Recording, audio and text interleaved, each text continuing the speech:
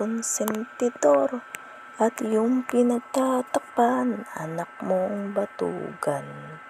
Ikaw pang nangangatwiran sa kanyang kamalian. Alalahanin mo sana obligasyon mo bilang ina't ama. Itama at ituwid pagkakamali ng iyong mga anak. Hebrews 12 verse 6.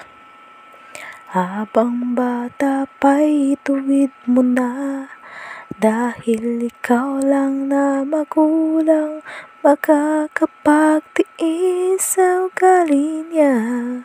Pero hindi ang magiging asawa at anak niya.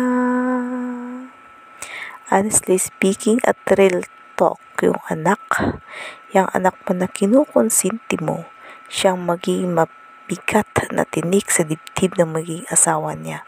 Yung mga anak na nakukonsinti sila ang lalakero at babaero dahil alam nila na pagtatakpan sila ng kanilang mga magulang, kaawa-awa ang kanilang maging asawa at anak dahil yan sa iyong pagkukonsinti ng magulang.